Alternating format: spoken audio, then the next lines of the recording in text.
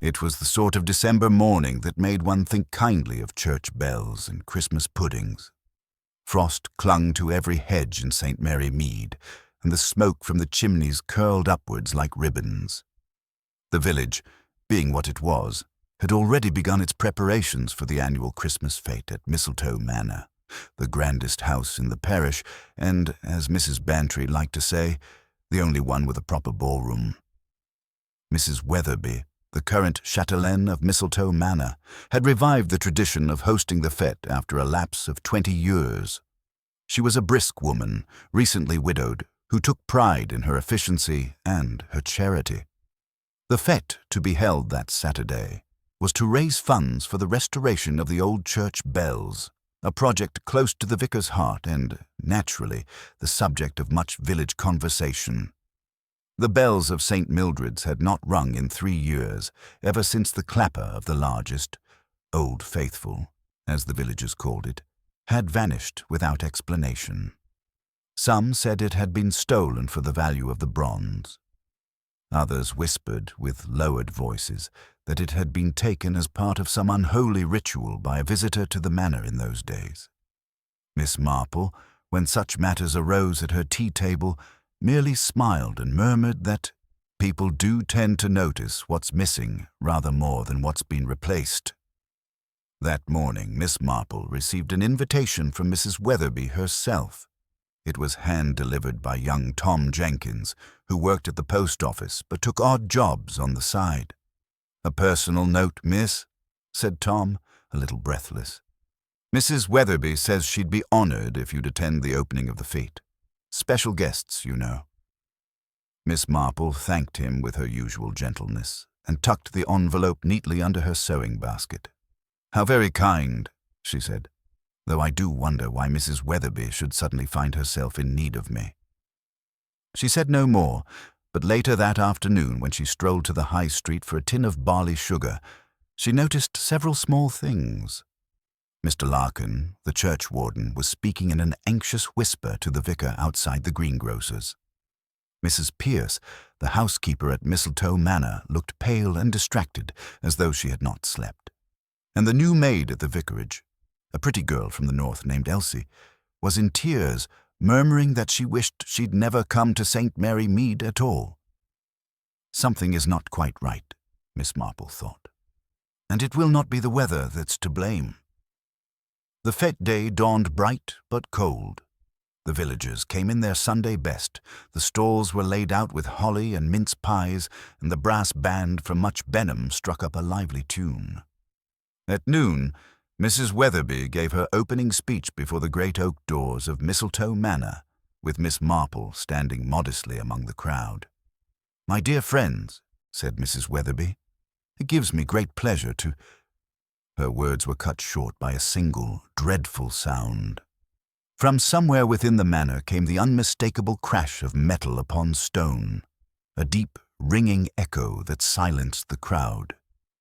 The butler, Mr. Graves, hurried from the doorway, his face ashen. "Madam," he cried, "you must come quickly. There's been an accident in the bell-room." Within minutes, a murmur spread like wildfire through the gathering. Miss Marple, calm and unhurried, adjusted her shawl and began to make her way toward the manor. For she knew, as only she could know, that what had occurred inside was no mere accident. The bells of Mistletoe Manor had vanished once before. This time, it seemed, they had taken someone with them. The crowd inhaled as one organism when Mrs. Weatherby swept forward, her composure thinning at the edges. People always move faster when they believe themselves helpful, and so the helpful of St. Mary Mead flowed through the front doors of Mistletoe Manor, bringing with them the smell of wool and winter and mince pies. Miss Marple, who never jostled except with her thoughts, allowed the surge to go ahead and then followed, light as a wren and twice as watchful. The bell-room was not strictly a room, but a narrow, stone-walled chamber at the base of the small turret that had once housed a set of handbells and, by family legend, the clapper to Old Faithful awaiting repair. It had lately become a kind of shrine to village fundraising, a display with bunting, a framed photograph of the church steeple, and a brass stand laid with a velvet cloth. This last lay on the flagstones now, its velvet mangled and ringed by a dark smear where a heavy object had fallen and then been dragged. The brass stand itself lay bent, one foot snapped clean away. Mr. Graves hovered like a clock weight, alternatively stooping to pick up the broken foot and then deciding against it. "Please, everyone, please," Mrs. Weatherby said, one gloved hand to her throat. "Stay back. Mr. Graves, fetch the constable at once. And where is Mr. Larkin?" "Mr. Larkin, this concerns you particularly." Mr. Larkin, who had arrived at the fete with a zeal commensurate with churchwardenship, looked as if someone had replaced his spine with cold string. His gaze fastened on the smear and then darted away. He muttered, "Oh dear, as though the invocation itself could re-knit the bent brass. The vicar, with the reflex of a shepherd faced with a stampede, turned to the throng. "Let us give space. There will be explanations," he said, though he did not himself possess one. The band, from much Benham, uncertain whether to be solemn or invisible, began to retreat with their instruments as if they were guilty of noise. Miss Marple's glance travelled without seeming to. The velvet cloth was torn along its hem. A thread, bright blue, clung to a splinter on the bent stand. The stone-flagged floor bore faint scuffs, as from felt soles or the cautious tread of someone who did not wish to leave a mark. And at the doorway's edge lay a milk-white button, inexplicably pearlescent among the grit. She could have stooped and picked it up. She did not. One learns, at a certain age, not to tidy the world too quickly. The constable, young pink-eared Sanders from the next parish, arrived with an earnestness that made mothers think tender thoughts. He had the air of someone who had read about procedure and was determined to replicate it exactly. "No one is to leave," he declared. "There has been an incident. I shall be taking statements." "Is anyone hurt?" Mrs. Bantry asked, having elbowed her way to the fore with a briskness her husband would have envied. Sanders swallowed. "We have a missing person," he said, and the words hung in the icy air. "Mr. Lionel Keene. He was to have demonstrated the handbells for the charity auction. He was last seen entering the manor half an hour before the opening. His case of bells is still in the cloakroom. There is sign of a struggle here." Miss Marple remembered Mr. Keene, a neat, fastidious man with a travelling manner, the sort who stayed in respectable lodging-houses and judged the world by its napery. He had arrived 2 days earlier with a letter of introduction from a curate in Northamptonshire, and had spent his first evening taking notes in the church. He had asked after Old Faithful, with the proprietary concern of a restorer, and had charmed Mrs. Weatherby by offering to auction a festive carillon. People who offer are liked. People who notice are admired. People who do both are sometimes in danger. Gossip, which had been waiting at the threshold like an eager terrier, now sprang. In the ballroom, where the raffle tickets fluttered and the punch lost heat by the bowl, voices aligned themselves into theories. Mrs. Pierce, the housekeeper, clutched the edge of a table until her knuckles paled and said to no one in particular that the bell-room door had been locked that morning, and she herself had unlocked it on Mrs. Weatherby's order. This was the sort of detail that is like a crumb left by a child. Everyone pounced and then blinked at one another with the same crumb on their lips. "Locked, was it?" Mr. Larkin said sharply. "Who had the key?" "Mrs. Weatherby's ring, sir, and one extra in the pantry," Mrs. Pierce managed. She looked ready to faint, which would have pleased certain members of the ladies' circle as the proper climax of a fete. Elsie, the vicarage maid, hovered by the doorway, her eyes red. When Tom Jenkins drifted near, trying not to look like a boy who wanted news more than air, she whispered, "He asked me the way to the bell-room. Mr. Keene, I mean. He said he wished to see the stand before the speeches. He were very polite. I didn't think—" She swallowed and stared at her shoes, from which the faintest dusting of frost had not yet melted. Tom's mind, being young, formulated the idea that politeness and danger were mutually exclusive. He was about to say so when he caught Miss Marple's eye and, for reasons he could not have explained, held his tongue. Sanders set up a makeshift station at a side table, the punch bowl replaced by his notebook. He took the particulars of Mr. Keen's last known movements, writing carefully, underlining more carefully still. "Anyone see or hear anything unusual?" he asked aloud, in that bright voice police use when hoping for the obvious. "Only the crash," said Mrs. Bantry, which was not so much a crash as a fall. Something heavy, like a footman fainting if footmen wore iron boots. "An apt image," the vicar murmured, not approving but unable to resist the precision of it. From a corner came a snort. Mr. Pritchard, who ran the garage and prided himself on suspecting larceny in every carburettor, declared, "He's done a bunk. These showmen, they're fly as you like. Probably slipped out the scullery door and is halfway to Brackhampton with the collection tin." Mr. Keen had not been entrusted with the collection tin, Mrs. Weatherby said, in a tone that re-established hierarchies. "Nor would I suggest that Mr. Pritchard's imagination be permitted to run roughshod over decency." Yet her fingers worried at her glove button as she spoke, the absent-minded turning and returning of a small baleen circle. It was not pearly, it was brown. Miss Marple's thoughts moved like a needle through wool, a pearly button on the stone, a blue thread on brass, a locked door that had been unlocked. The village's theories rang like bells of different metals, some a clear, high tinkle, others a dull clang. She glanced at the hallway mirror where, earlier, guests had straightened their hats, a faint smear across the lower corner, as from a gloved hand hastily removed. In her own hall mirror, back home, there had been once such a smear when a certain nephew had attempted to pocket a stamp album page, his nervousness travelling to the fingertips. People confessed themselves first to glass, and only later to God. She drifted toward Mrs. Pierce with the sort of purposeful vagueness that fools only the proud. "My dear," she said mildly, "you mustn't distress yourself. Such little incidents have a way of seeming worse than they prove. Do sit."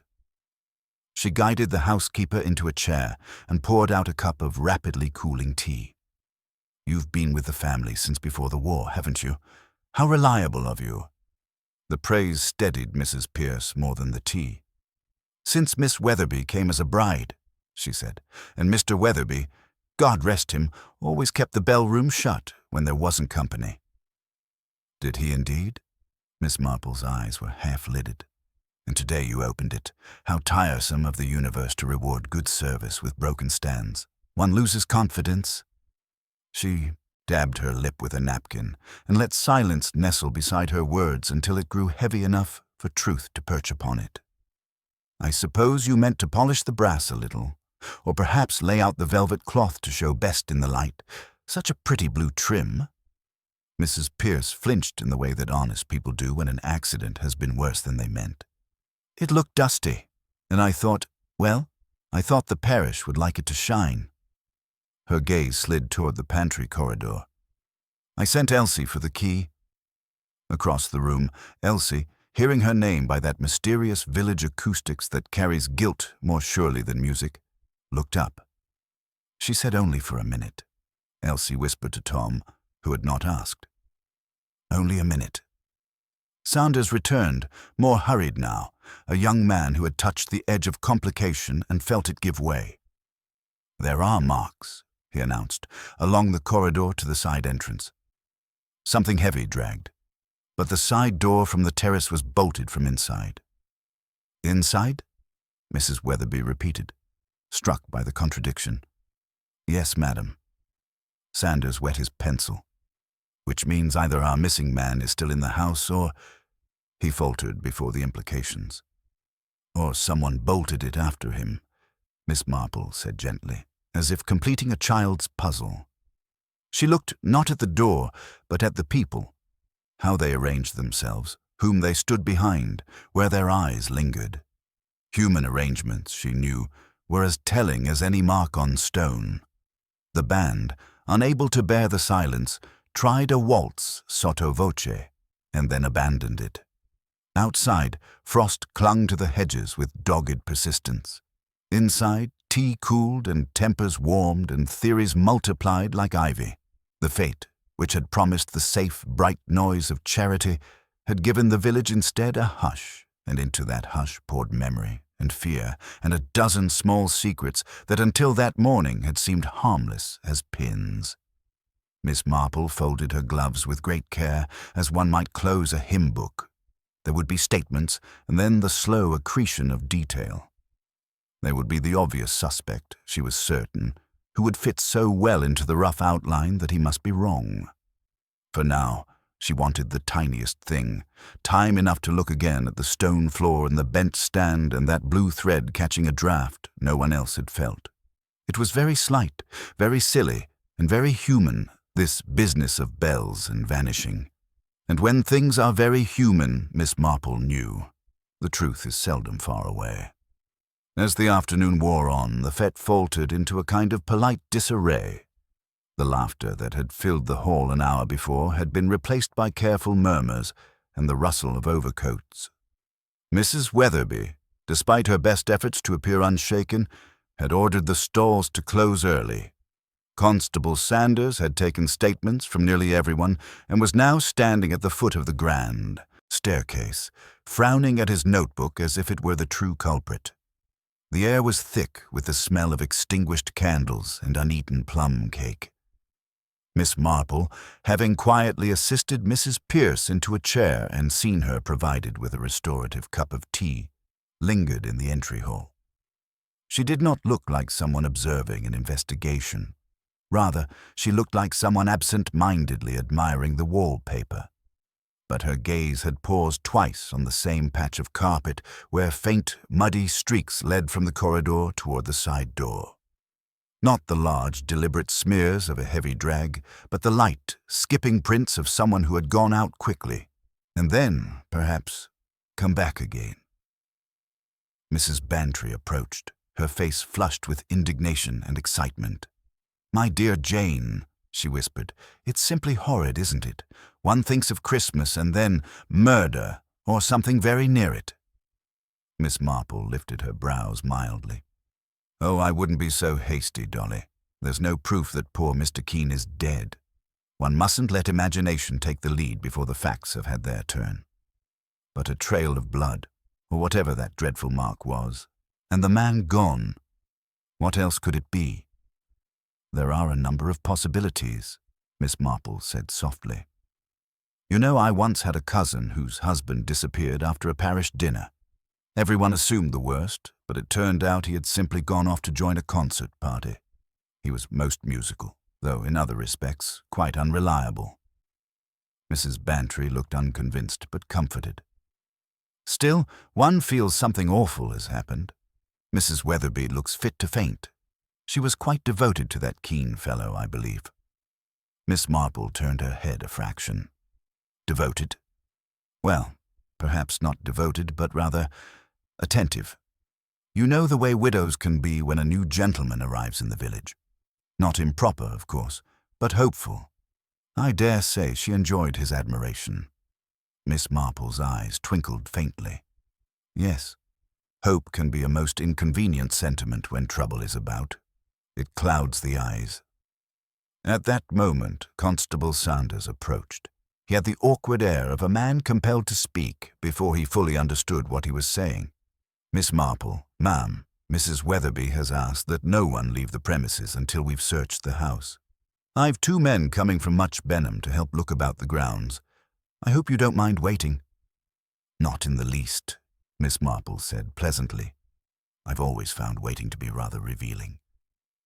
Sanders nodded without comprehension and went off toward the servants' corridor.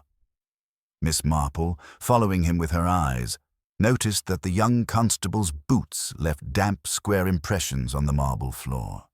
Each mark held its shape, crisp and symmetrical, unlike the faint, uneven prints she had seen earlier.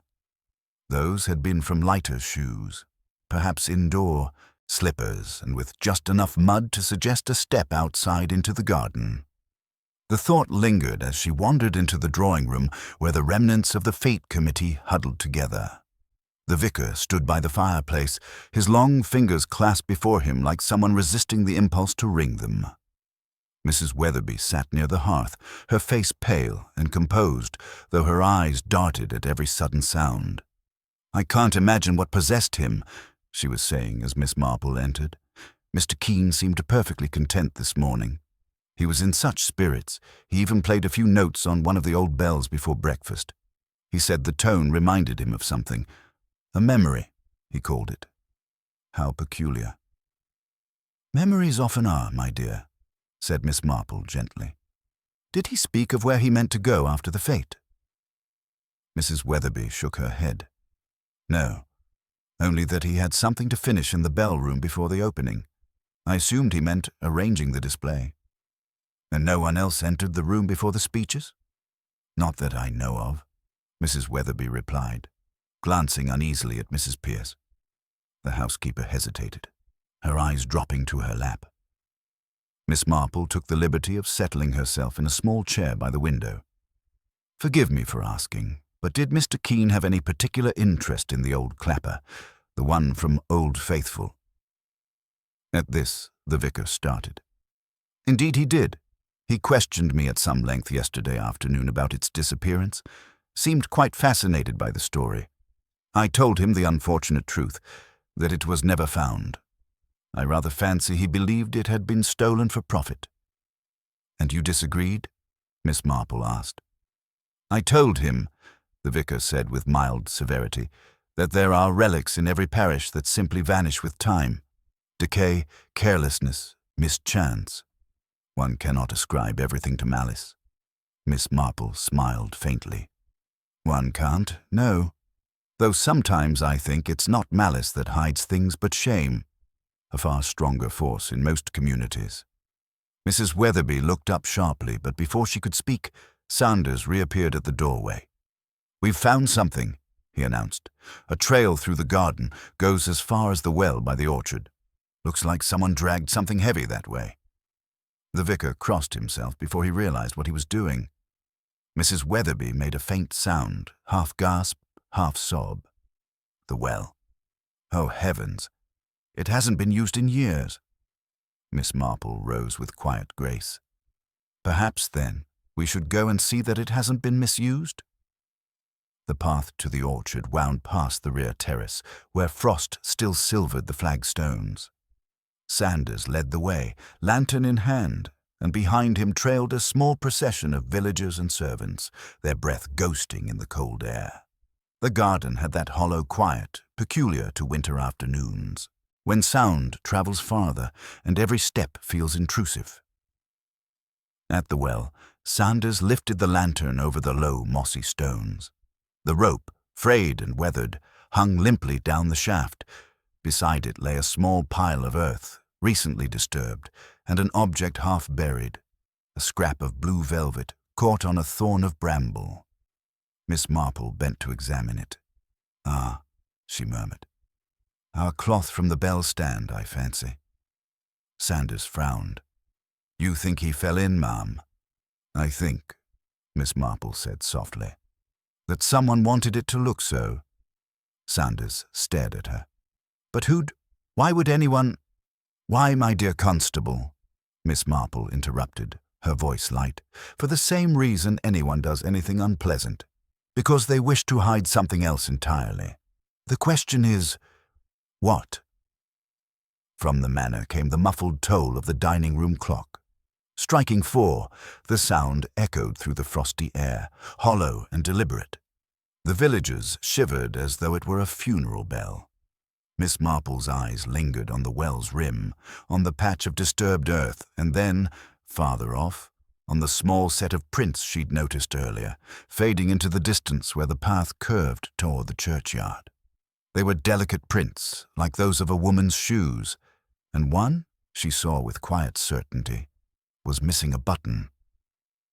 The faint tracks by the church path lingered in Miss Marple's mind long after the others had turned back toward the manor. The villagers, drawn by the constable's discovery, began to disperse reluctantly, their curiosity sated only by exhaustion and cold. Sanders left 2 of his men to guard the well, though in truth they looked more inclined to guard the steaming mugs of cocoa Mrs. Weatherby's cook had provided. Miss Marple remained for a few moments longer, gazing down at the dark mouth of the well, where the lantern light trembled on the stones. Nothing stirred below. No splash, no sound but the whisper of the winter wind. As she stood there, she heard the crunch of steps behind her. It was the vicar, his overcoat buttoned to the throat, his face pale with a mixture of concern and curiosity. "Miss Marple," he said softly, "you don't truly believe that poor man might be down there?" She turned to him, her expression one of mild reproach. "My dear Reverend Clement, belief is such a treacherous thing. I find it better to wait for proof. People often make the mistake of believing what they wish to be true, or what they fear most." The vicar sighed, glancing toward the manor where faint light glowed behind frosted windows. "Mrs. Weatherby is beside herself. I dare say the whole parish will be in an uproar by morning. It's extraordinary how a single vanishing can unnerve a village." Miss Marple's eyes softened. "Yes. You see, people rely upon the ordinary pattern of things. The sound of the baker's cart at 8, the postman's whistle at 10, the ring of the church bell on Sunday. When something disappears, especially something or someone they counted on, the mind grows restless. One sees danger everywhere." She began walking slowly toward the gate, and the vicar fell into step beside her. "You're thinking, perhaps, of that missing clapper," he said, attempting a small smile. "Indeed," she said thoughtfully. "It was quite the talk of the parish once. A large thing, wasn't it? Heavy enough that only a strong man could move it?" "Yes, certainly. Old Faithful's clapper weighed nearly 100 weight. That's partly why we never replaced it. The expense, you know. Still, it was a fine piece of workmanship." Miss Marple nodded. "And it vanished some years ago, under mysterious circumstances." "Very mysterious," the vicar admitted. "No sign of forced entry into the tower. One morning it was simply gone. Mr. Weatherby, the late master of the manor, headed the search himself. He was very devout, very fond of the church bells. But they found nothing. The matter faded, as such matters do." Miss Marple said nothing, but her mind was quietly sorting through the vicar's words as if they were buttons spilled upon a table, one to be matched to another, one to be kept aside. When they reached the gate, the constable came striding up the path. "We've searched the well, sir," he called. "Lowered the lantern and all. Nothing there but a bit of old rope and some stones. Whoever dragged that cloth out here, it wasn't for hiding a body." The vicar exhaled audibly, murmuring a brief prayer of relief. Miss Marple's eyes, however, brightened. "Not for hiding a body, perhaps," she said, "but possibly for hiding something else. Some things are quite as dangerous as corpses when people are desperate enough." Sanders looked puzzled. "Such as what, ma'am?" "Oh, almost anything," Miss Marple said lightly. "A letter, a trinket, a debt, a lie. Human nature is wonderfully creative when it comes to concealment." She smiled and turned toward the manor. "I think we'd best see that poor Mrs. Weatherby gets some rest. The living often need more care than the missing." Inside, the warmth of the manor hit her like a wave. Fires burned in every grate, and the scent of spiced wine hung in the air. Yet beneath the comfort was an unease that had settled into the very walls. Servants whispered in corners, and guests spoke in strained, brittle tones. It was not fear of the unknown, but the fear of being known.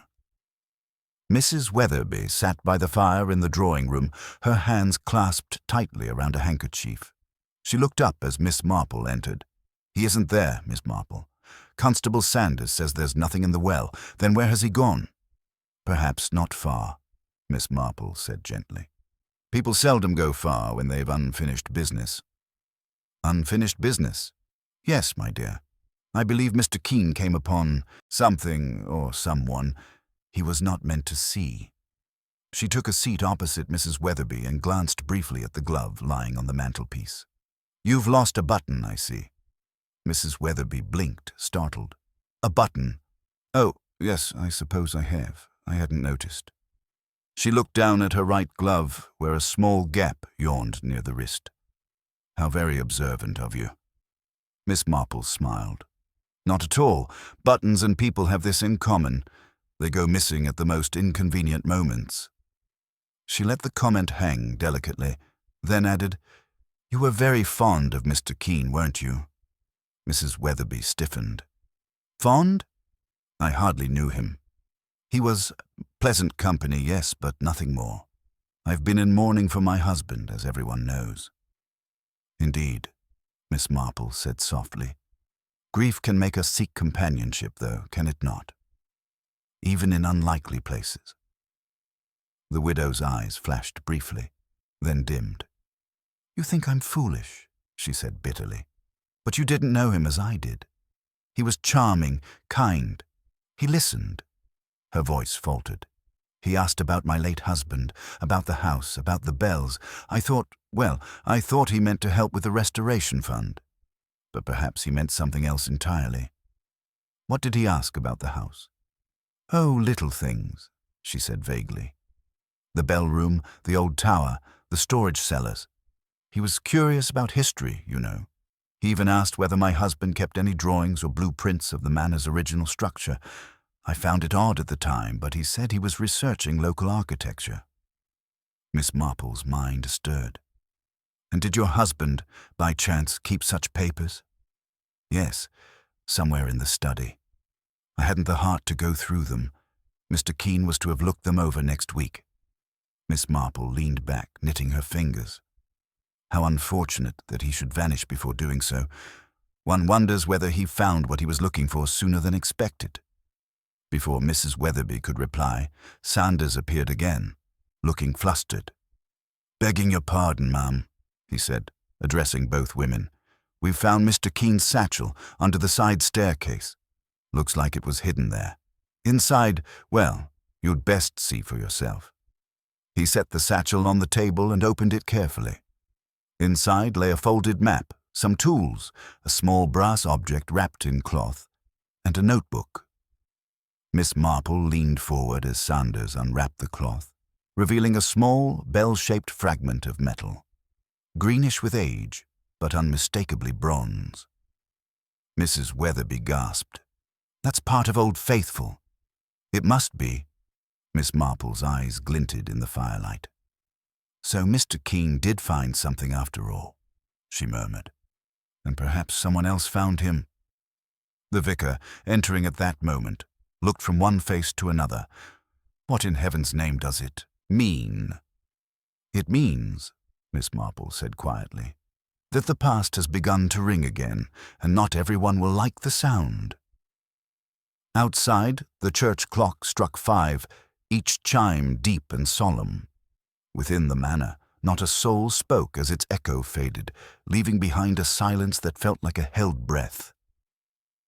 Miss Marple sat very still, her eyes on the bronze fragment, her mind tracing the path of an invisible thread, from the missing clapper to the vanished man and to the woman who had lost a button. The next morning dawned bleak and still. A fine mist hung over St. Mary Mead, softening the edges of rooftops and hedgerows until the world looked like an unfinished watercolor. Inside Mistletoe Manor, the servants moved quietly, as though sound itself might offend the uneasy spirit that had settled there overnight. Breakfast was a muted affair. The villagers who had stayed the night, out of curiosity, concern, or duty, spoke in low tones and avoided each other's eyes. Only the grandfather clock dared to assert itself, marking each quarter hour with a heavy, deliberate chime. Miss Marple sat at the far end of the breakfast table, a small figure half obscured by the silver coffee pot. She had eaten nothing but toast, though she'd been present since the tea was poured. Her knitting needles lay idle in her lap, forgotten. When Constable Sanders entered, still pink from the cold and looking as though he'd hardly slept, she greeted him with the faintest of smiles. "Well, Sanders," she said pleasantly, "I hope you've had some progress in the matter of Mr. Keene's disappearance." The young man shifted awkwardly. "A bit, ma'am. We searched the grounds again at first light. Nothing new to be found, but we've sent word to Brackhampton. If he did leave of his own accord, he'd have had to pass the main road. Someone would have seen him. I'll get reports by afternoon." Mrs. Weatherby, sitting rigidly at the head of the table, lowered her teacup with a trembling hand. "You think he might have run away?" Sanders flushed. "Can't say yet, ma'am. But the bag we found, well, if he meant to leave, he wouldn't have left that behind, would he? Not with the notebook and the money still inside." "The money," Miss Marple repeated softly, turning her gaze toward him. "So there was money?" "Yes, ma'am.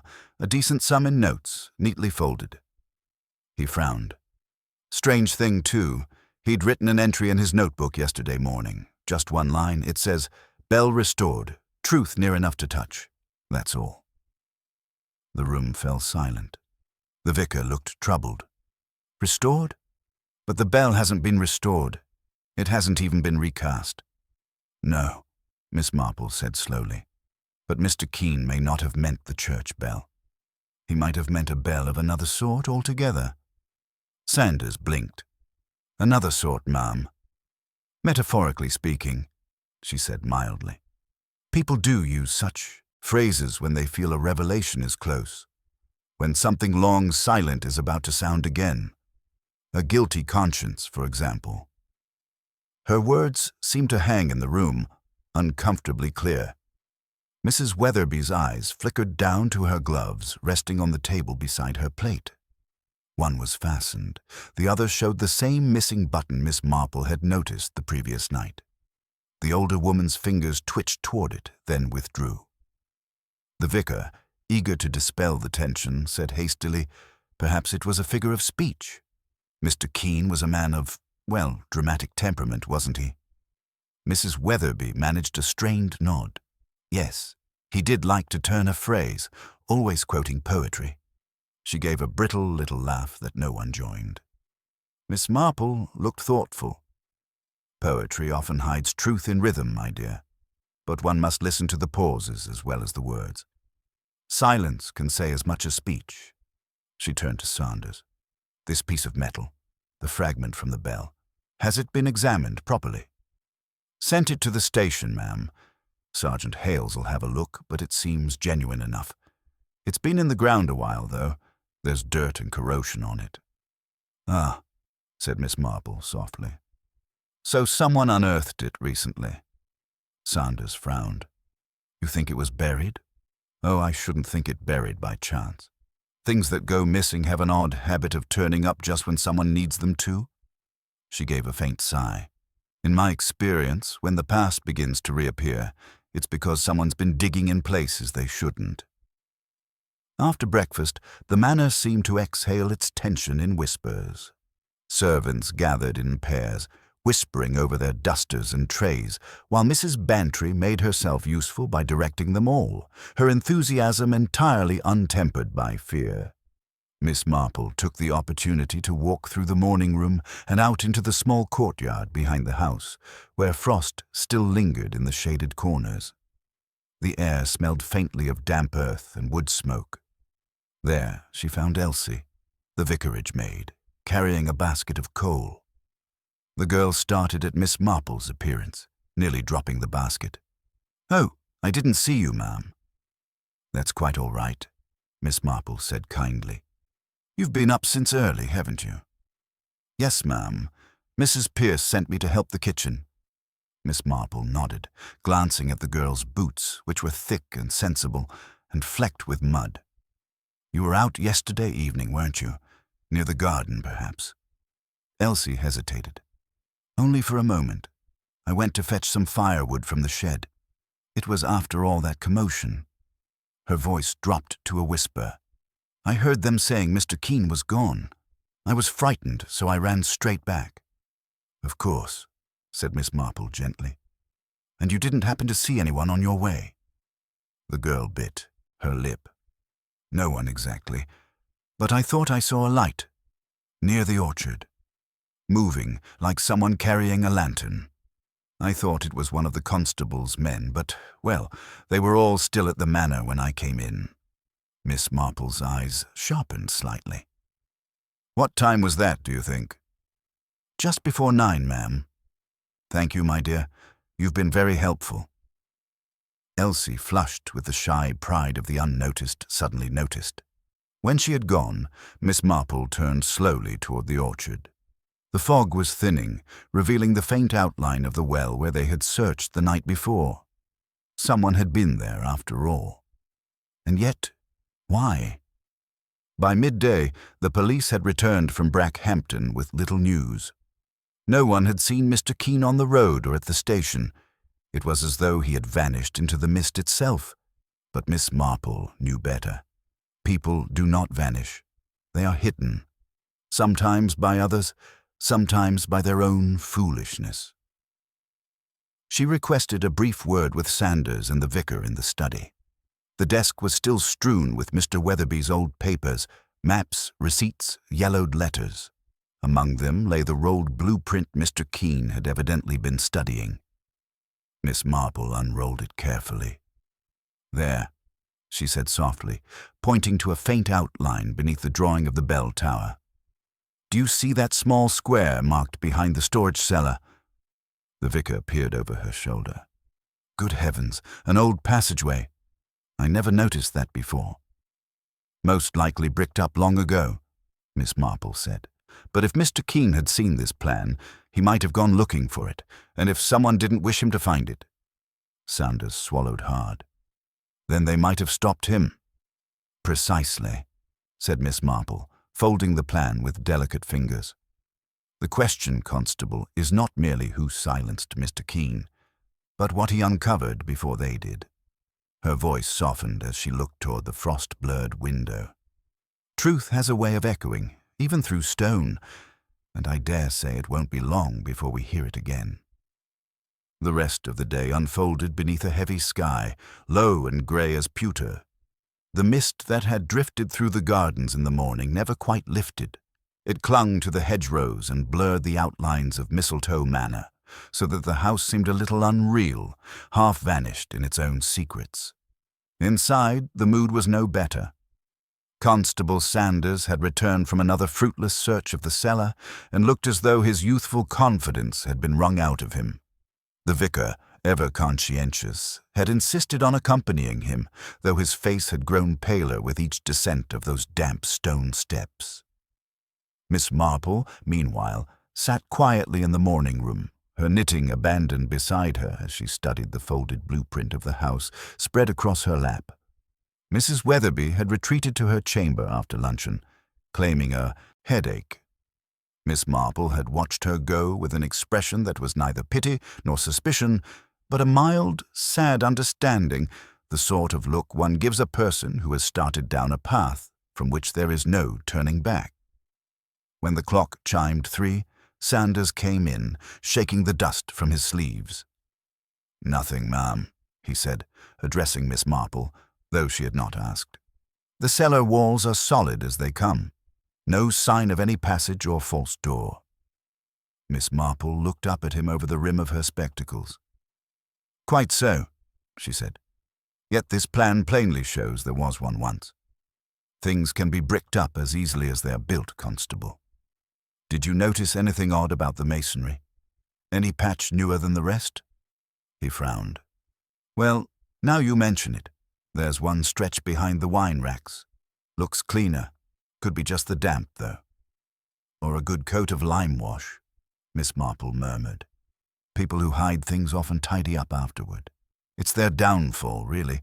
Too much neatness draws attention." The vicar, hovering near the hearth, cleared his throat. If there truly is a hidden passage, it must be frightfully old. Perhaps part of the original manor before the Weatherbys acquired it. A priest hole, maybe. Or a hiding place, Miss Marple said. Though not for priests, I should think. Her gaze drifted toward the window where the fog pressed close against the glass. "Tell me, Constable, what of the object found in Mr. Keene's bag? The bell fragment. Have you had any report?" He shook his head. "Not yet, ma'am. Sergeant Hales is still examining it. But he did wire me earlier. Says the metal's been in the earth a long time, likely buried. So your guess was right. Miss Marple smiled faintly, as though she'd expected nothing else. Thank you, Sanders. You've been most thorough. I imagine it's quite tiring, all this searching and questioning. He colored slightly, uncertain whether she meant it as comfort or correction, and mumbled something about fetching his notebook. When he'd gone, the vicar sighed. You think the poor man's dead, don't you? Miss Marple's eyes softened. I think he stumbled on something that frightened someone very much. And frightened people are dangerous, especially when they believe their sins are buried for good. The vicar crossed himself again, a habit he had begun to acquire whenever she spoke in that quiet, inexorable tone. But who, Miss Marple? Surely you don't mean Mrs. Weatherby? Miss Marple didn't answer at once. She folded the blueprint carefully, smoothing each crease with the flat of her hand. I never mean anyone, she said gently. People mean themselves, you see. They tell you who they are if you only listen long enough. A soft knock at the door interrupted them. It was Elsie again, pale and hesitant. Begging your pardon, miss, but Mrs. Pierce sent me. She says, there's something you ought to see, down by the garden shed. Miss Marple rose immediately, gathering her shawl. Thank you, my dear. Let's go and see what the good Mrs. Pierce has discovered. The air outside bit sharply at the skin. Frost had begun to settle early, painting the grass with a thin silver edge. By the time they reached the garden shed, a small, crooked structure leaning toward the orchard, Sanders had joined them, summoned by instinct or curiosity. Mrs. Pierce stood waiting, her hands knotted in her apron. It's this, miss, she said in a trembling voice, pointing toward the side of the shed. I came to fetch kindling, and I saw the ground turned over, not by the gardeners neither. Miss Marple bent to look. The soil there was freshly disturbed indeed, a dark oval patch at the base of the shed wall. Sanders dropped to one knee and prodded the earth with his stick. Something metallic clinked faintly beneath the surface. He scraped a little away, and drew out a small rusted box. It was old, iron-bound, and locked. The sort of thing one might use to store documents rather than valuables. Sanders carried it inside the shed, where Miss Marple examined it closely under the lantern light. The padlock was fragile with age. It broke easily under the constable's tool. Inside were several folded letters, yellowed with time, and a small velvet pouch. Miss Marple lifted one of the letters delicately between gloved fingers. To Edmund Weatherby, it read in an elegant, old-fashioned hand. She glanced at the date, 1919. The late master's father, Mrs. Pierce murmured.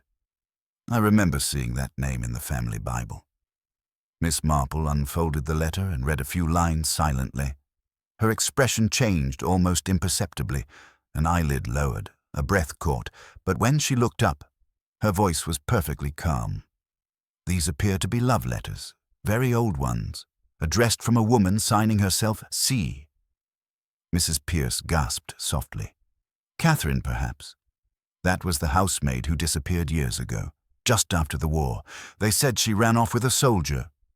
Yes, said Miss Marple. That's what they said. She opened the velvet pouch next, tipping its contents gently onto her palm. Out fell a single small clapper, the inner heart of a handbell, made of bronze, smooth with age. Sanders stared. Good Lord, could that be? Not from the church bells, Miss Marple said. Too small, but perhaps from another set entirely. Her eyes grew distant, reflective. You see, Constable, bells are not only instruments of worship. They mark beginnings and endings, weddings, births, deaths. How fitting that a secret such as this should rest with one. She replaced the clapper carefully and closed the box. This belonged to someone who wished a memory to remain silent, and I think Mr. Keene may have found something just like it. Something buried that was never meant to be. Disturbed. Sanders straightened, uneasy. So you think these letters have something to do with his disappearance? Miss Marple looked toward the manor, where the windows glowed faintly through the fog. "I think," she said softly, "that someone feared history might repeat itself, and people who fear repetition often commit the same sin twice to prevent it." They carried the box back inside. Though the air seemed heavier now, the corridors darker despite the lamps. Somewhere in the distance, the faintest echo of metal striking stone rang through the house. The servants looked up, startled, but Miss Marple only paused on the stair, listening. "It isn't the church bell," she murmured, more to herself than to the others. "It's nearer than that. Something's been struck, and not for the last time." Sanders frowned. "Shall I investigate, ma'am?" She shook her head slowly. "No, Constable. Let them finish what they've begun. The truth, you see, is like sound. It travels farther when the air is still. And tonight, the air in this house is very, very still." The sound had been faint, but unmistakable. A dull, metallic chime that seemed to come from deep within the house, and for a moment, even Constable Sanders forgot to breathe. Miss Marple, standing halfway up the staircase, tilted her head slightly, as if listening to the tone's last echo as it curled away through the corridors. The silence that followed felt almost sentient, as though the walls themselves were waiting to see who would speak first. Mrs. Pierce was the one who broke it. She let out a nervous little gasp. "There it is again. Oh, I knew it. I knew this house wasn't right. The bells have always been unlucky, ever since the war, ever since something was left unfinished," Miss Marple said gently. "Yes, I dare say you're right, Mrs. Pierce." She turned to Sanders, her expression composed. "You had better trace the sound, Constable. I believe it came from the east wing, near the old tower." Sanders nodded, eager for action, and hurried away, the vicar close behind. Miss Marple followed at a slower pace, her hand lightly touching the banister. She had been in the house enough times to know its peculiar acoustics, the way sound traveled unevenly through the narrow halls, echoing down stairwells and shifting direction like a whispering conscience. When they reached the east wing, the air was colder. The servants rarely came here. It was the oldest part of Mistletoe Manor, where the ceiling sloped and the windows were small, thick with the wavering imperfections of centuries-old glass. The sound had ceased, but a faint smell lingered in the corridor, metallic, sharp, and oddly familiar, like damp iron or old coins. Sanders was already examining the door at the end of the passage. It led to the small bell room below the turret, the same place where, 2 days earlier, the broken stand had been found. The door stood, slightly ajar now, its latch trembling. "Did anyone come this way?" Miss Marple asked softly. Sanders shook his head. "Not that I saw. We locked this after the search." He pushed the door open cautiously. Inside, the air was heavy with the smell of cold stone and dust. A single lantern burned low on the table beside the fallen brass stand. Someone had been here recently. The wick was still warm. Miss Marple moved closer. The velvet cloth had been folded neatly again, hiding the torn edge she had noticed before. "Ah," she murmured. "Someone has been tidying up once more." Sanders bent down suddenly. "Look here, ma'am. Footprints." He pointed to the floor where faint impressions led from the door toward the far wall. The prints were light, small, no heavier than a woman's step, and ended abruptly before the stonework. The vicar swallowed. "Good heavens, it's the wall where the old passage would have been, isn't it?" Miss Marple nodded.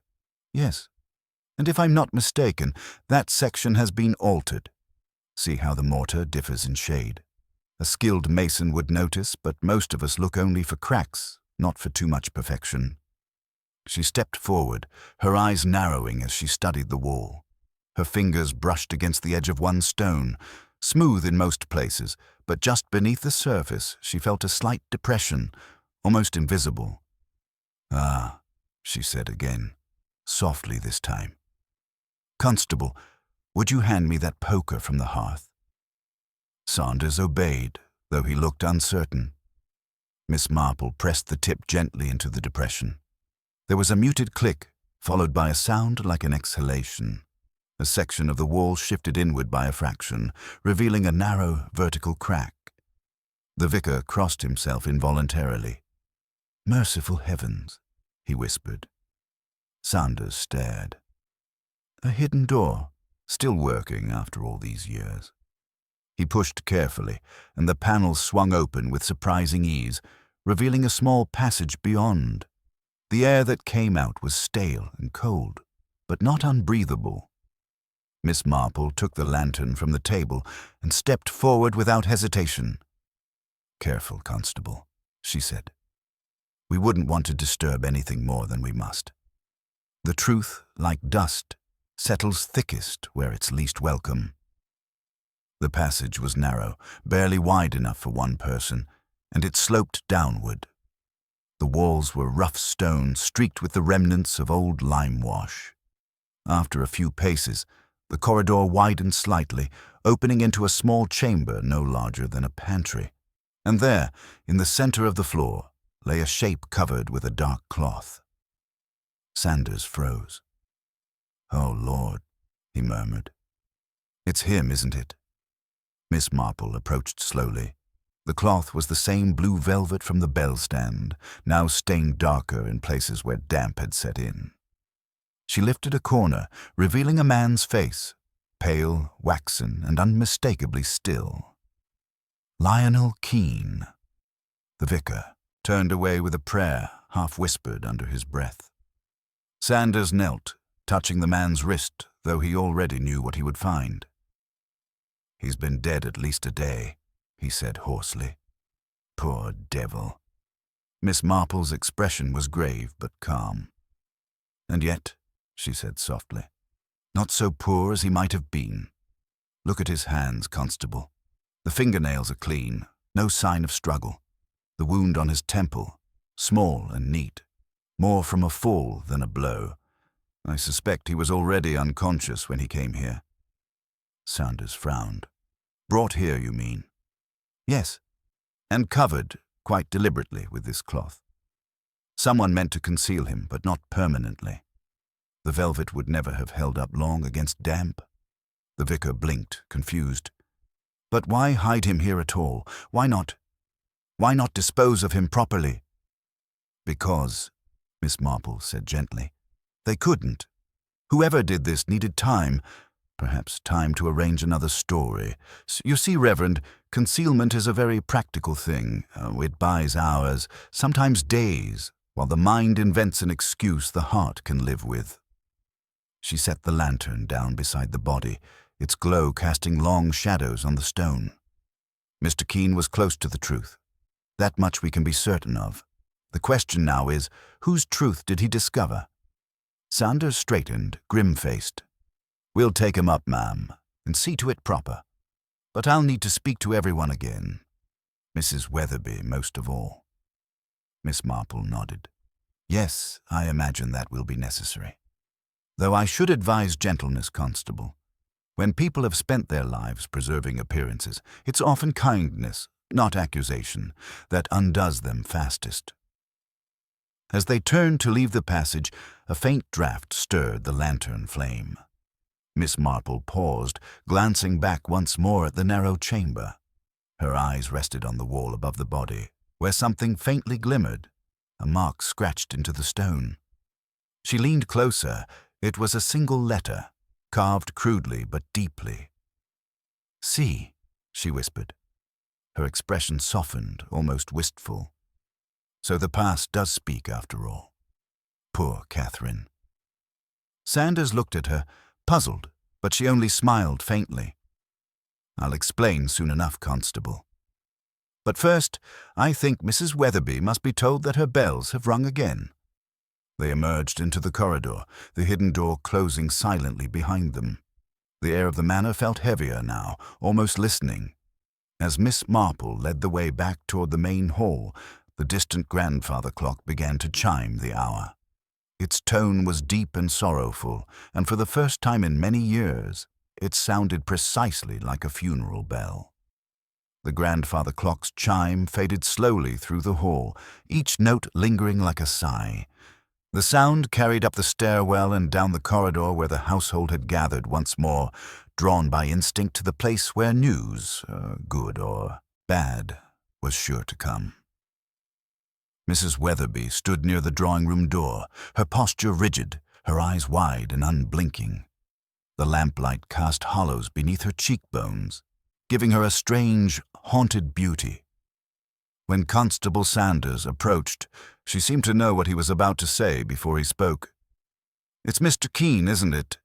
Her voice was low, steady, as if she'd rehearsed it through the night.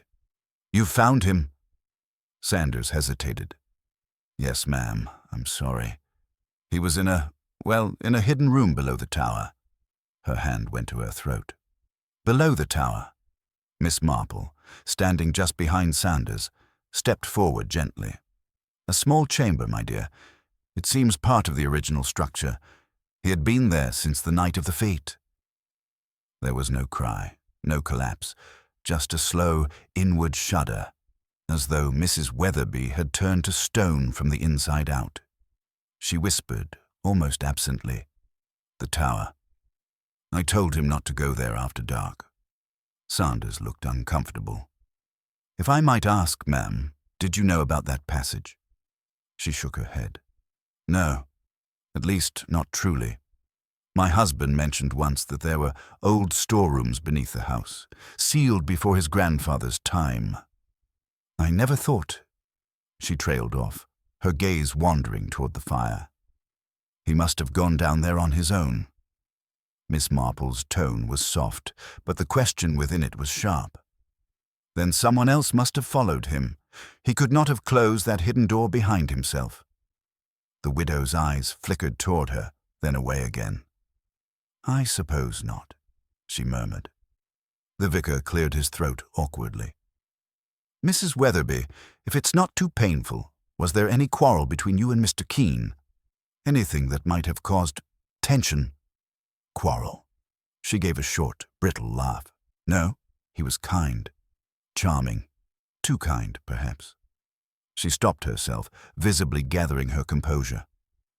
"If you mean to suggest impropriety, Reverend, I assure you, my friendship with Mr. Keene was one of respect and gratitude. He was helping me with the restoration fund." Miss Marple inclined her head politely. "Yes, and he was also asking questions about the manor, your late husband, and the old bells. That must have seemed unusual." Mrs. Weatherby's fingers tightened around her handkerchief. "He was interested in history, that's all. He thought the missing clapper might still be somewhere on the grounds. I told him it was a fool's errand. Edmund searched for weeks and never found it." "Ah," said Miss Marple softly. "But perhaps Mr. Keene found something else entirely. Something your husband never looked for." Before Mrs. Weatherby could respond, one of the maids appeared in the doorway. "Beg pardon, ma'am," she said timidly. "There's someone asking to see the constable. A man from Much Benham. Says it's about the bell fragment." Sanders frowned and excused himself. Miss Marple, however, remained still, her gaze lingering on the widow's pale hands. "You've lost more than one thing lately, haven't you, my dear?" she said quietly. Mrs. Weatherby blinked. "I beg your pardon." "A button," Miss Marple said gently. "From your glove. You see, I noticed one by the bell-room door the day of the fete. Pearly, delicate, and very like the one missing now." A flicker passed over Mrs. Weatherby's face. Too quick to name, but there. She managed a faint smile. "You have a remarkable memory, Miss Marple. I dare say it could lead one into all sorts of trouble." "Oh, indeed," Miss Marple replied pleasantly, "though sometimes it saves one from it." Sanders returned a moment later with a man in a heavy coat carrying a small parcel. "Sergeant Hale sent me, sir," he said, nodding toward the constable. "He's had a look at that bit of bronze you sent over.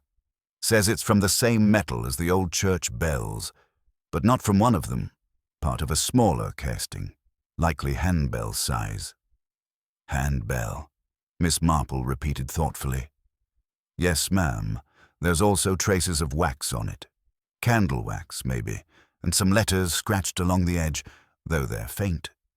Looks like a C, then an E or L. Can't be sure. C.E., murmured Miss Marple, almost to herself. Catherine Elms. The vicar looked startled. Good heavens, Catherine Elms, the housemaid who vanished after the war. Precisely, Miss Marple said quietly. And now we find the same letter carved above Mr. Keen's resting place. I fear history has a way of repeating itself rather precisely in this house. Sanders turned sharply. You think the two disappearances are connected? I think, Miss Marple replied, that they are one and the same story, played twice with different actors. A young woman silenced to protect a reputation, a man silenced for uncovering the truth. The vicar's face had gone very pale. But that would mean, surely not the Weatherbys. They've always been respected, Miss Marple said kindly. Yes, the Weatherbys have always been respected. But families, Reverend, are like villages. They build their walls of silence and paint them with virtue. And behind those walls, one often finds the same ordinary sins: pride, jealousy, fear. Mrs. Weatherby had turned away, staring into the fire. You speak as though you already know the truth, she said faintly. I know enough to feel its weight, Miss Marple replied. The rest, I expect, will declare itself soon. People under strain often give themselves away in the smallest ways. They tidy too much, lock doors too carefully, or mend what ought to be left broken. The constable, uncomfortable with the turn of the conversation, cleared his throat. Well, ma'am, we'll take the body into town. There'll be a proper inquest, and if there's anything else hidden in these walls, we'll find it. I've no doubt you will, said Miss Marple. Her tone was kind but distant, as though her thoughts had already moved on. As the men left with their burden, the manor seemed to settle into an uneasy quiet. The sound of boots faded, and the ticking of the clock resumed its slow, relentless rhythm. Mrs. Weatherby remained by the fire, her gaze unfocused, while Miss Marple studied her profile. The trembling line of her mouth, the slight pulse at her throat. At last, the widow spoke. You think me guilty of something? Miss Marple's expression softened. I think you have carried something heavy for a long time, my dear, and sometimes when one carries a secret too long, it begins to look very like guilt. There was a long silence. Then, almost inaudibly, Mrs. Weatherby said, It wasn't me. Miss Marple rose, smoothing her shawl. No, but you know who it was. Mrs. Weatherby's eyes filled suddenly with tears. She pressed the handkerchief to her lips. I tried to stop him, she whispered. God help me, I tried. Your husband? A single nod. He said she shamed the family, that she'd been unfaithful. I didn't believe him, but I was afraid. When she vanished, he swore she'd gone willingly, and when he died, I thought it was over. Miss Marple's voice was soft, almost maternal. But Mr. Keen uncovered her name, perhaps even found where she'd been hidden, and your husband's secret began to live again. Mrs. Weatherby looked up then, her eyes glistening. He came to me that night, she whispered. He said he'd found something, letters perhaps. He wanted to show me. I begged him to wait until morning. Her voice broke. I never saw him again. Miss Marple placed a gentle hand on her arm. No, my dear, but I think someone else did, and I believe we already know who. A log cracked in the hearth, sending a spray of sparks into the air. Outside, the fog thickened again, pressing against the windows as if listening. Miss Marple looked toward the staircase, her eyes distant and unyielding.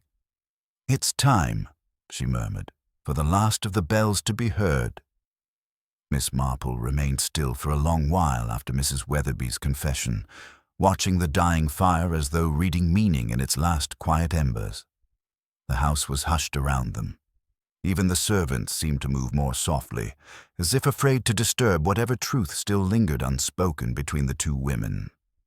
When she finally rose, the movement was slow, deliberate, a figure drawing one careful stitch after another toward the end of a long pattern. "You've done very well, my dear," she said quietly. "It isn't easy to face what one has long chosen to forget." Mrs. Weatherby's voice was no louder than a whisper. "I didn't forget, Miss Marple. I tried to forgive him. I told myself Edmund had acted in anger, not malice. He was proud, he couldn't bear the thought of scandal. But I never thought he'd done it himself." Miss Marple laid a hand gently on her arm. "Guilt has a way of outliving its keeper, my dear. It finds new homes, new hearts willing to shelter it. I think that's what happened here. Mr. Keene merely brushed against an old sorrow, and it cried out to be heard. There was a faint commotion in the corridor beyond, the sound of boots on the tiled floor, voices low but urgent. Constable Sanders reappeared in the doorway, his cap in hand.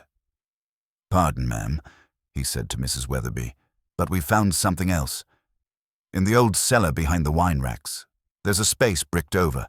We were testing the walls, and one section rang hollow." Mrs. Weatherby went pale. "No," she said faintly. "No, please. Leave it. Whatever's behind it. Leave it." Sanders looked at her uncertainly. "I'm afraid we can't, ma'am. We've got to see." Miss Marple's voice was soft but firm.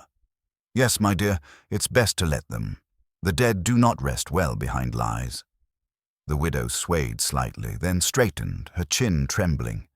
"Very well, but I won't go down there. I can't." Miss Marple nodded, and with a quiet murmur to the vicar to remain by her side, followed Sanders toward the cellar door. The steps were narrow and steep, the air growing colder and damper as they descended. The constable's lantern threw long, uneven shadows on the walls, making the mortar lines seem to shift like old scars reopening. They reached the far end of the cellar, where a section of the stonework had been partly cleared. Tools lay on the ground, and the faint metallic scent of dust and age filled the air. Sanders took up a crowbar, set it between two stones, and pried carefully. The sound was slow and terrible, the rasp of something long sealed giving way. After a few minutes, the last block came loose, and the lantern's light fell into the dark recess beyond. Miss Marple moved closer, peering inside. For a heartbeat, there was only the sight of old cobwebs and dust. And then she saw it. A shape curled upon itself, fragile as paper, its edges clothed in rags that might once have been a maid's uniform. Sanders let out a low breath. "Dear Lord," he murmured. "It's true, then. There's another one." Miss Marple's hand tightened slightly on the handle of her umbrella. "Catherine Elms," she said softly. "After all these years." They stood in silence, the air thick with the weight of what they'd uncovered. The faint glimmer of something metallic caught Miss Marple's eye. She crouched and, with care, lifted a small object from the dust. A tiny handbell, its bronze dulled with age. The clapper inside was missing. "The missing bell," she murmured. And perhaps the reason the clapper was hidden. How curious that the manor's secrets should begin and end with a bell. Sanders swallowed hard. "You think Mr. Weatherby did this, ma'am?" "I think," Miss Marple replied, "that the story is rather older than the man himself. It began with love, crossed by class, constrained by fear. Catherine loved where she should not, and when she would not stay silent, someone silenced her. Edmund Weatherby inherited more than a house from his father. He inherited a guilt, and when Mr. Keene began to dig, he unearthed what should have been buried with that generation." She replaced the small bell carefully beside the remains. "But Edmund's wife, she bore the burden too, perhaps even helped hide it. Not from malice, but out of a wife's desperate loyalty. I dare say she thought it was the only way to keep her home intact." Sanders wiped his brow. "Then what about Keene, ma'am? You said someone must have followed him." "Yes." Her voice was very quiet now. "And it wasn't Mrs. Weatherby. She hasn't the strength for violence, nor the will, but someone else does. the one who has always served this house faithfully, who would do anything to preserve its dignity. Think, Constable. Who had access to every key, who tidied what others left undone, who was in the bell-room that morning? Sanders blinked. Mrs. Pierce. Miss Marple nodded gently. She knew everything, had known for decades. She would have been young when Catherine disappeared, loyal to her master, and she would have believed what she was told, that the girl was wicked, that silence was duty. And when Mr. Keene came prying, she recognized the same danger once more. Only this time she acted on her own. Sanders stared at her, his mouth opening, closing. You mean she killed him? I think it was more pity than malice, Miss Marple said.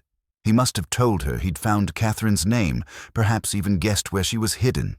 She couldn't let him expose it, not after all these years.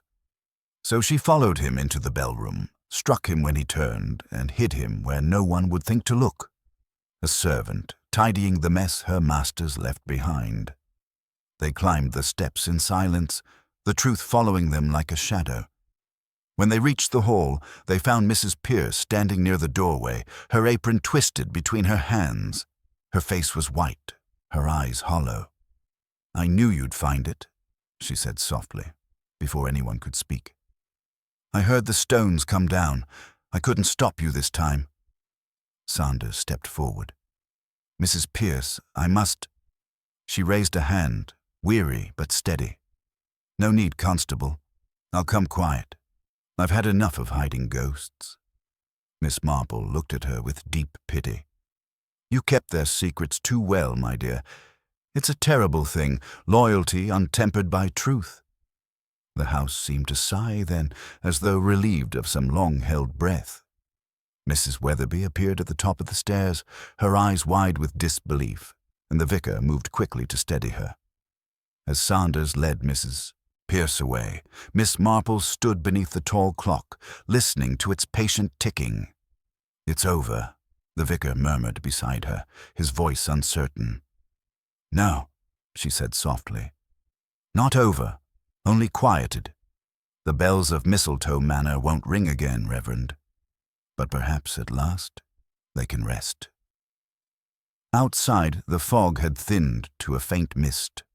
Dawn was beginning to silver the horizon, washing the frost from the lawns. Miss Marple drew her shawl tighter and looked once more toward the old tower, where the morning light touched the stone with the first pale warmth of day. It's always the same, she whispered to herself.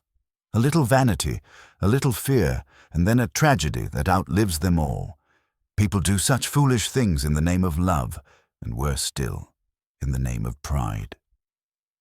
And with that gentle sigh of understanding, the kind that only she could make sound both sorrowful and serene, Miss Marple turned toward the village path, leaving the manor to its long-awaited silence. The dawn broke softly over St. Mary Mead, pale gold threading through the mist, yet even the light seemed hesitant to touch Mistletoe Manor. The great house stood hushed, the frost retreating from its stone like breath from a mirror.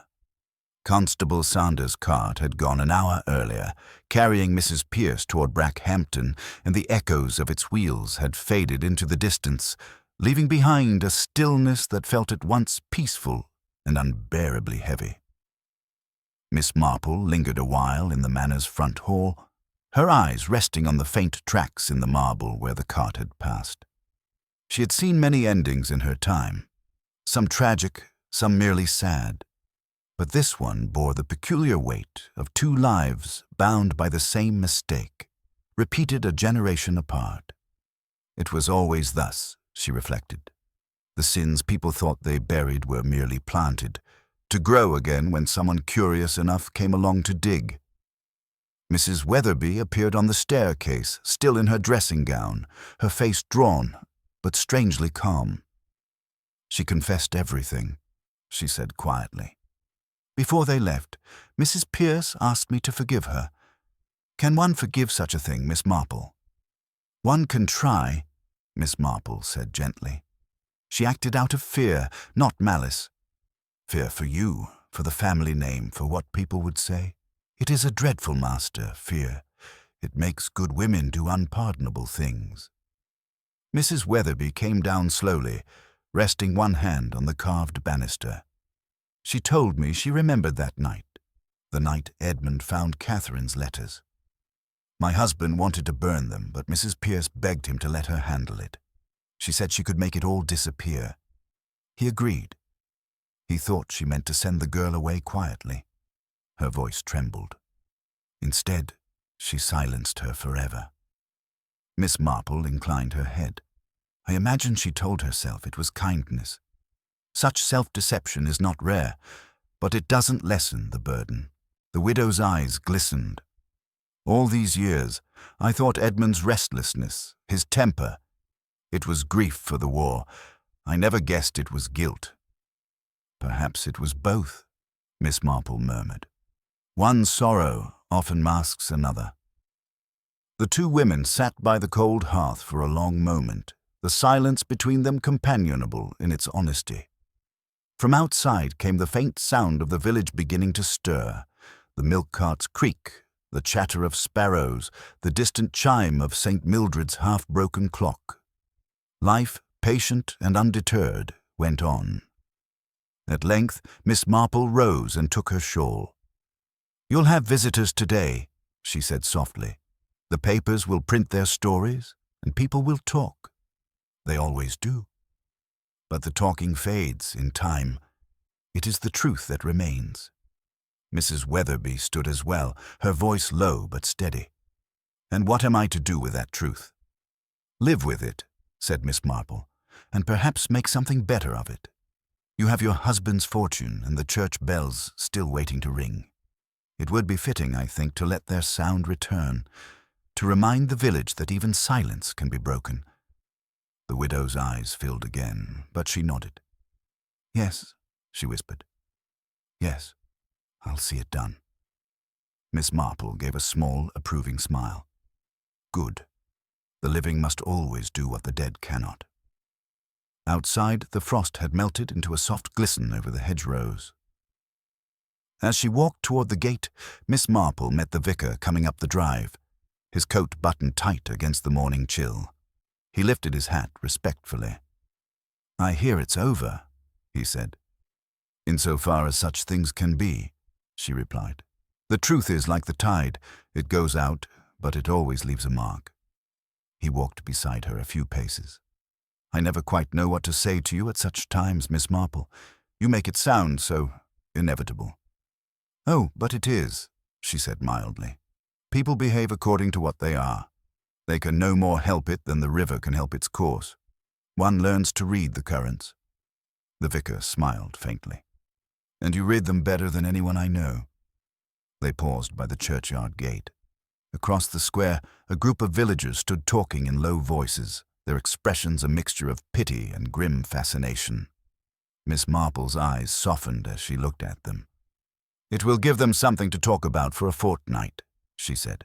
"Then someone's cat will have kittens, or the postmistress will take a fall, and this will become another story to whisper by the fire." "Perhaps that's for the best," said the vicar. "Yes," Miss Marple agreed. "There is mercy in forgetfulness." She turned her gaze toward the bell tower. The morning light touched the stone, warming it to a gentle gold. "When the bells ring again, Reverend, let them do so not for mourning but for forgiveness. It is the only sound worth keeping." He bowed, his head slightly. "You have a poet's heart, Miss Marple." "Not at all," she said with a faint smile. "Only an old woman's eyes." They parted at the church path, the vicar heading inside while Miss Marple continued toward her cottage. The village lay spread before her like an old, familiar quilt, every patch known, every thread connected.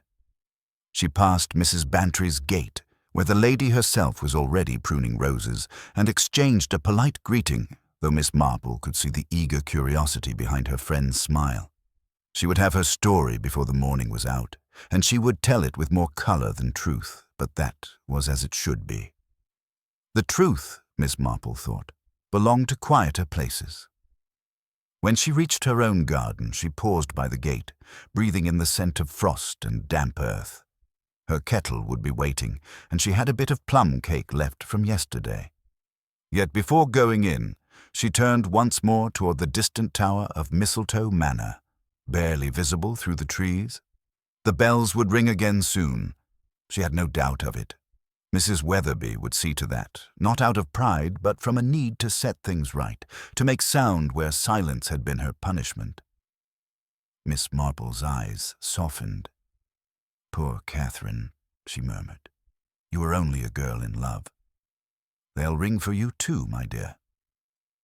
A breeze lifted the last leaves along the lane, sending them skittering like whispers. Somewhere far off, a hammer struck metal, the church smith at work, perhaps fitting a new clapper. It had a hopeful sound, firm and certain. Miss Marple went inside and set the kettle on, her movements unhurried, her face serene. There was peace in small routines after the storms of human folly. As she poured the water into her teapot, she smiled faintly to herself. Another tragedy had passed through the village, and once more life would resume its gentle rhythm. Outside, the air was filled with the first testing notes of a bell, faint but clear, as if the village itself were taking a breath after a long silence. It was not yet perfect, uneven, hesitant, but it rang all the same, bright against the winter morning. Miss Marple paused with her cup halfway to her lips, listening. Then she smiled. "Yes," she said softly, "to no one at all. That will do very nicely." It was the habit of St. Mary Mead to wrap an event in routine as soon as possible, as if lace and good manners might soften the edges of tragedy. 3 days after the cart had taken Mrs. Pierce away, and the bricked cellar had given up its last secret, the inquest was held, brief, respectful, and full of those careful phrases with which the law acknowledges that a thing has happened without presuming to divine too much about why. The verdict for Lionel Keene was that of misadventure hastened by another's unlawful act. For Catherine Elmes, whose name was read aloud after so long that it sounded newly born, there could be no verdict at all, only the village's lowered eyes and Mrs. Weatherby's handkerchief crushed to pale dampness. It was not there, amid dark coats and a clerk's dry intonations, that Miss Marple chose to put the story in order. That came later, as it always did. In a warm sitting room with a low fire and tea exactly strong enough, when the village had dispersed to consider the practicalities of supper, and the vicar had taken off his collar and looked 10 years younger for it. Mrs. Weatherby was present, and the vicar, and Constable Sanders with his honest, furrowed brow, and, because it is part of human nature to prefer a tidy bow to any knot, Mrs. Bantry as well perched forward, appetite for truth undimmed by having already consumed 2 helpings of it that day. Miss Marple set down her cup. "It is so simple, really," she said, with the mildness of one remarking upon a pattern of knitting. Only it could not be seen until it had the courtesy to repeat itself. Sanders leaned in. "If you please, ma'am." "Very well. Begin with the fete morning. Tidiness, as I said, is forever drawing attention." The bell room had been kept shut, an old shrine to what the village hoped to restore. Mrs. Pierce, long a guardian of Weatherby appearances, opened it at Mrs. Weatherby's direction and tidied, as housekeepers will.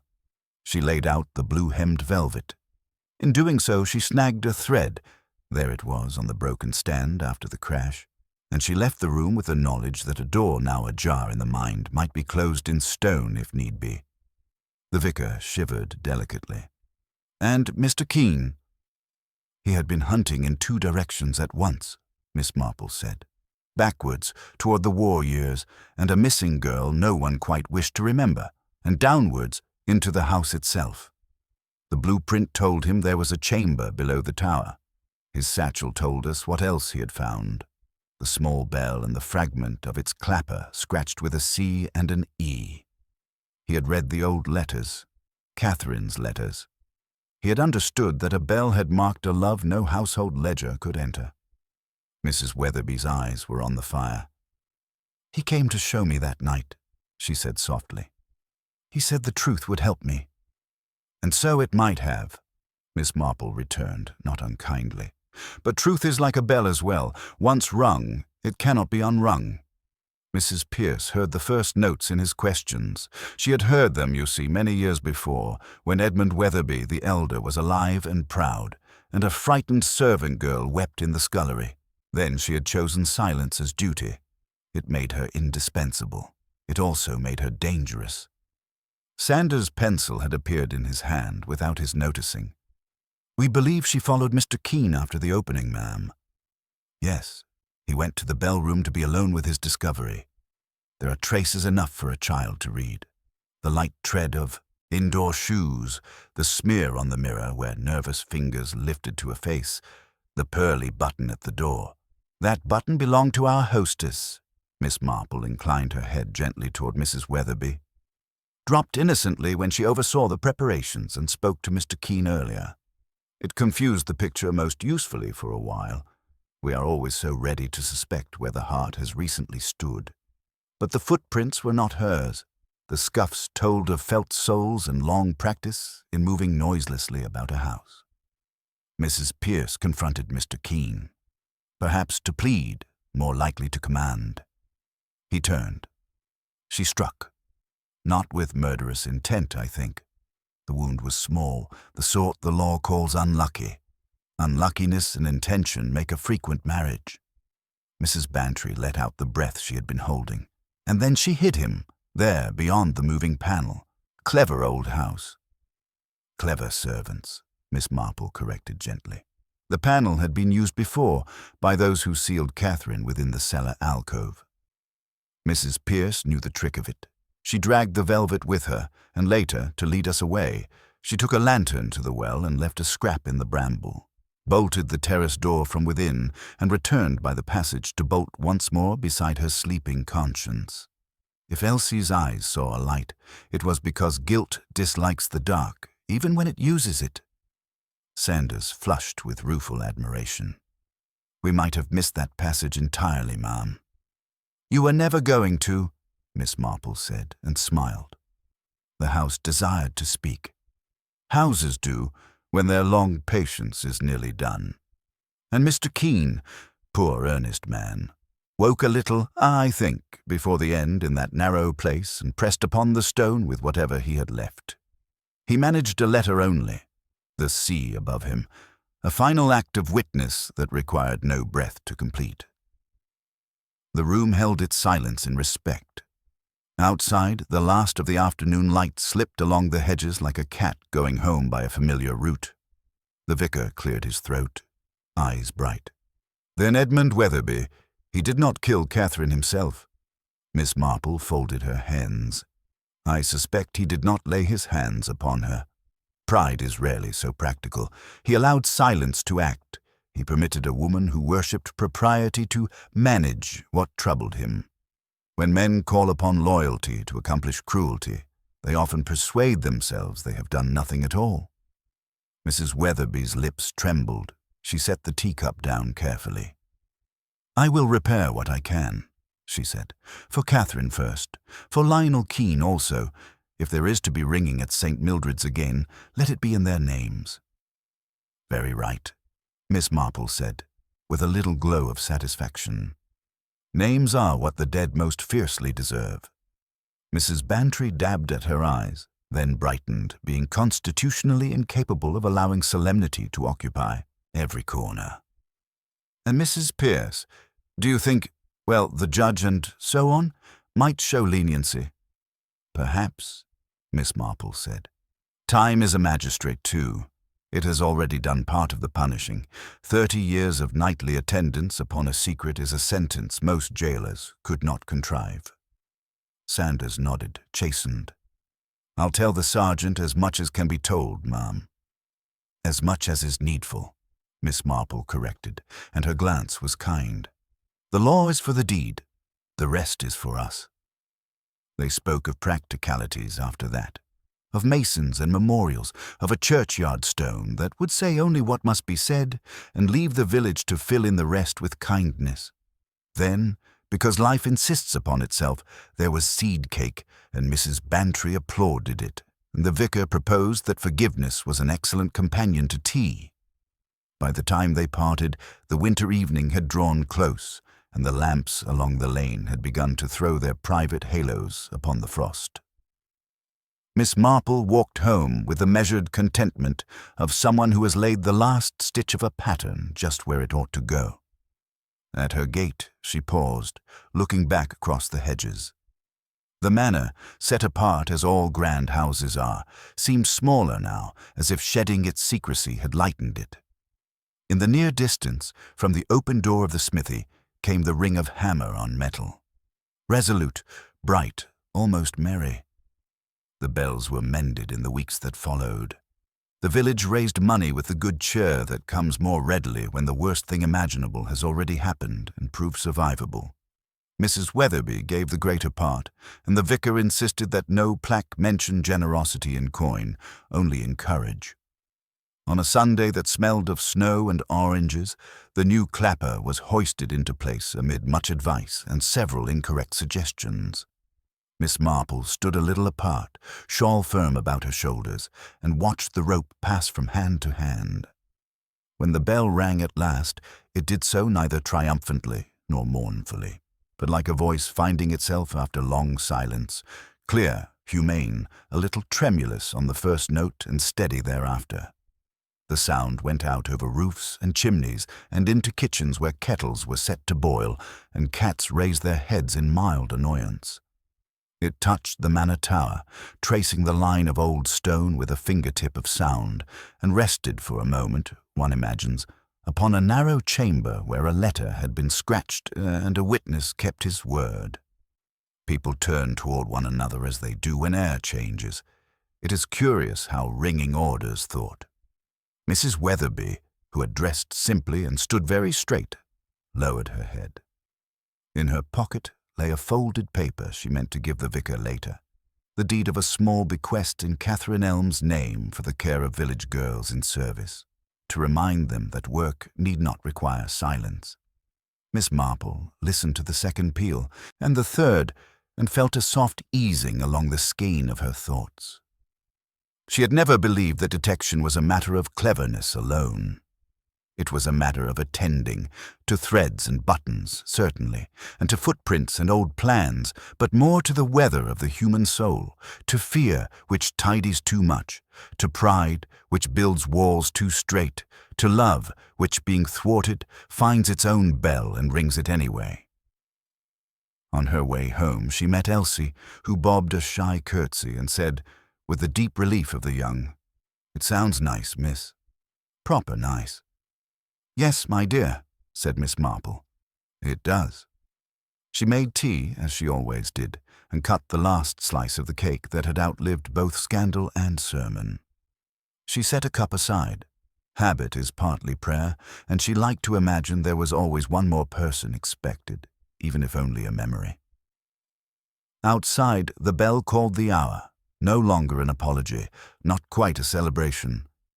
Simply the right sound at the right time. Miss Marple lifted her cup. "To Catherine," she said quietly, and after the smallest pause, "To Lionel." The room held the toast with a gentle gravity, and then, as rooms do when they shelter a contented heart, relaxed back into its own silence. On the mantel, the clock beat its little, constant truth. Across the lane, someone laughed. Beyond that, a child called. Farther still, the bell answered, and Miss Marple, who understood that the world is repaired not once but again and again by the decent insistence of ordinary lives, smiled and took another sip, while winter lay mild upon St. Mary Mead and the bells of Mistletoe Manor did what bells are made to do. They kept faith.